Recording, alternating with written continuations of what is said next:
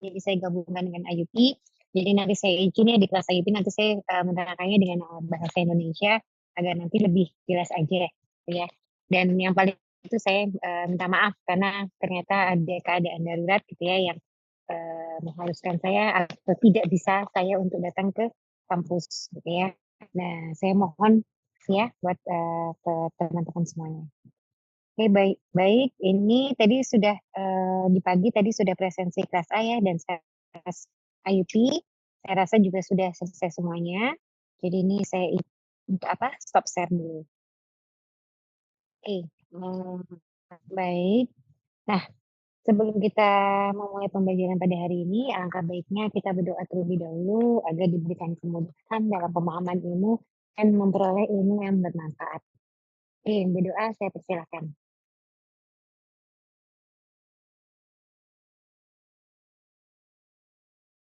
Baik, terima kasih. Hmm. Materi sudah saya share ya.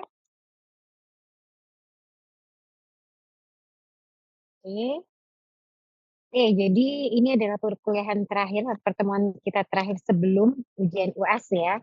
Dan harapannya nanti ke depan, maksudnya 2 semester lagi, setahun lagi ya tidak ada yang mengulang farmakologi. Jadi biar nanti kita bertemu dalam suasana yang baru gitu ya, atau mata kuliah yang lainnya. Gitu. Atau nanti misalnya kalau mau diskusi atau mau PKM atau mau menulis karya ilmiah, nanti dengan senang hati kalau misalnya kalian ingin hanya sekedar diskusi saja, mungkin nggak apa-apa ya. Walaupun saya bukan dosen pembimbing apa, pembimbing saya contoh pembimbing PKM, tapi kalau kalian ingin berdiskusi dengan senang hati saya, akan, apa, senanglah diskusi gitu ya dengan kalian juga. Karena dengan diskusi bisa menambah, ilmu wawasan tadi. Oke baik, hari ini, pertemuan ketiga saya akan menerangkan terkait dengan kanker gitu ya. Nah, kita harus memahami apa itu kanker. Nah, dan di sini kanker itu akan dicirikan. Jadi ciri-ciri dari kanker gitu ya adalah the cancer. Oke, ini saya record dulu aja ya, biar nanti kita tahu ada yang apa recordannya. Recording in progress. Oke, baik, jadi hari ini kita akan mempelajari terkait dengan konsep kanker ya, yang di mana konsep kanker ini adalah nanti dicirikan, melalui the hallmark of cancer. Nah, kanker sendiri adalah suatu penyakit gitu ya, penyakit yang sangat kompleks yang biasanya ditandai ya dengan adanya pertumbuhan tidak terkontrol atau yang sifat pasif. Nah, invasif ini, jadi kalau tadi pertumbuhannya udah terkontrol nih, jadi melalui gitu ya, melalui siklus sel yang berlebihan. Jadi ini ya, jadi sel tumor kehilangan kemampuan merespon sinyal normal yang mengatur siklus sel. Jadi siklus sel itu kan terus berputar. Dimana kita tahu ya siklus sel itu kan dari fase G0, G1, S, 2, dan M. Kemudian nanti ke G0 lagi gitu ya.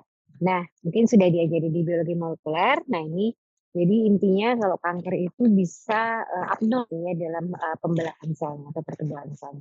Nah, dengan adanya pertumbuhan dan pembelahan sel yang berlebihan, itu tumor ini mempunyai kemampuan untuk menembus dari membran basalnya atau merusak jaringan normalnya.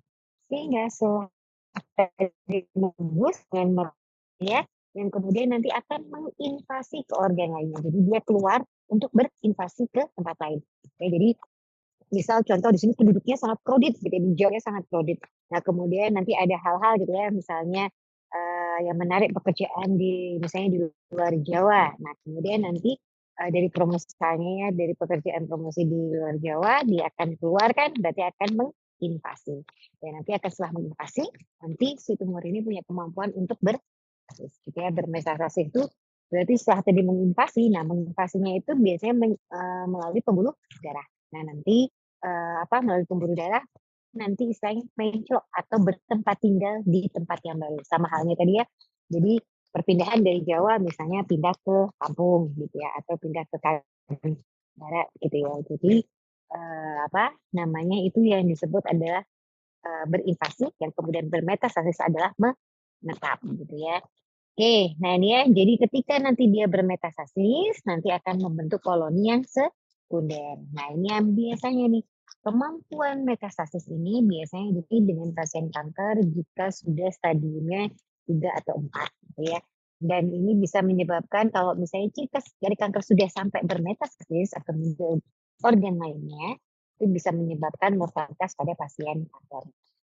Nah, kemudian, kenapa sih kok kanker itu bisa terjadi? Karena adanya apa? Serangan dari mutasi genetik di sini. Nah, mutasi genetik inilah disebabkannya prosesnya namanya karsinogenesis, gitu ya. Nah, mungkin sudah di biologi molekuler ya terkait dengan proses dari karsinogenesis. Jadi intinya karena adanya mutasi dari genetik.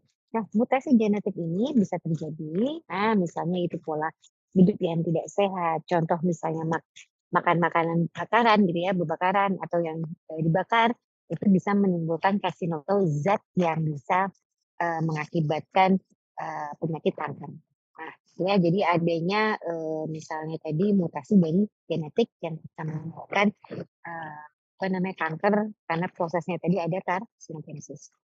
Ya, jadi proses dari karsinogenesis, nah di mana ada norma di sini, kemudian ada agen karsinogen tadi yang saya katakan ya, atau onkopromotor yang bisa menyebabkan adanya mutasi dari sel, sehingga mutasi dari ini bisa menyebabkan tadi yang dinamakan oleh cancer cell, karena kan sifatnya berbeda.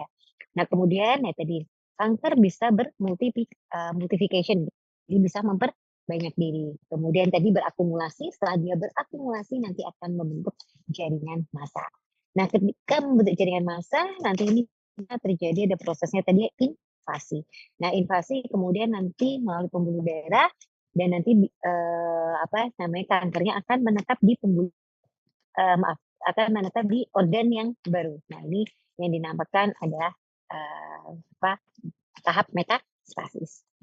Nah, ini tadi yang saya katakan, ini kan tadi secara general definisi dari kanker, penyebabnya, kemudian bagaimana progresinya. Nah, ciri-ciri kanker sendiri itu digambarkan. Jadi digambarkan oleh the hallmark of cancer.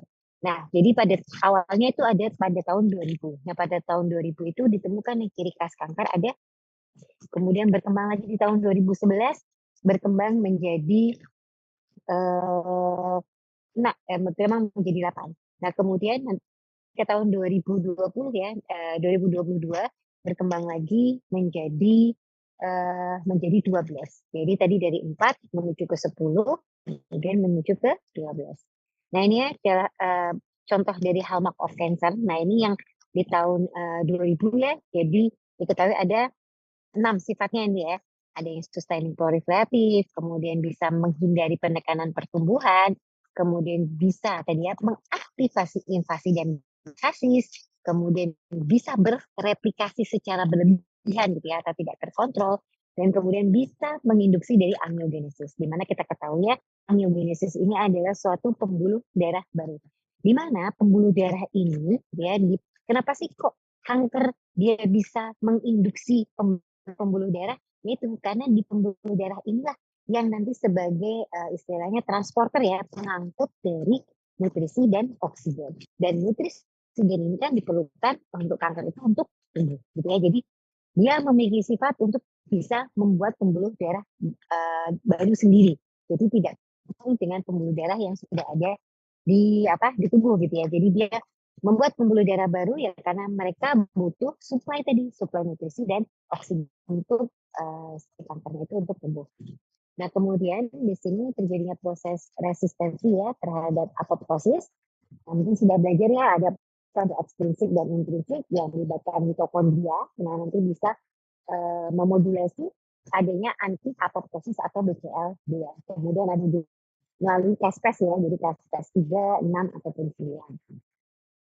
Oke, nanti kalau ada yang mau ditanyakan silakan rahasia saja ya. Atau langsung open mic karena biasanya saya tidak kelihatan di sini komennya. Oke, baik memang di tahun 2022 ya ini sudah berkembang menjadi 12 di sini jumlah. Nah, salah satunya adalah ciri khas dari kanker adalah avoiding immune destruction. Ini ditemukan ciri-ciri khas kanker di tahun 2011 ya. Adanya avoiding immune destruction. Jadi dia bisa menghindari dari respon sistem imun. Ya. Nah, jadi eh, sehingga tadi ya, kan kalau tadi sistem imun kan ada dibagi dua, innate immunity dan adaptive immunity. Nah, kalau innate immunity, tadi ya kan tujuannya salah satu contohnya adalah makrofag ya. Makrofag ini nanti bisa menelan dari si kankernya itu tadi. Nah, ternyata si kankernya ini, gitu ya, dia sangat cerdas, sangat cerdas.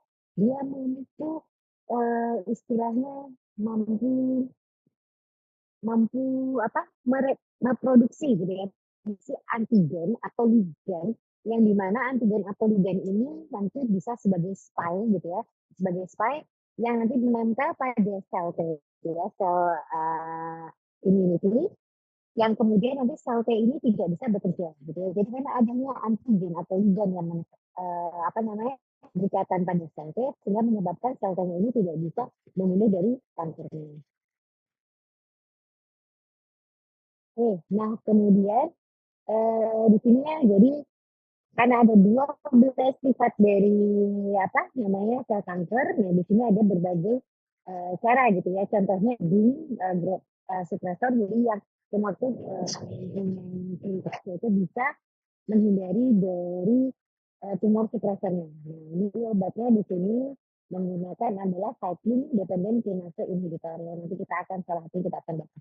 Nah, selain itu juga ada di sini ya, sustaining berlanjut dari signaling. Jadi dia bisa kanker itu memiliki apa namanya kemampuan untuk bisa memfluoresisi diri sendiri gitu ya.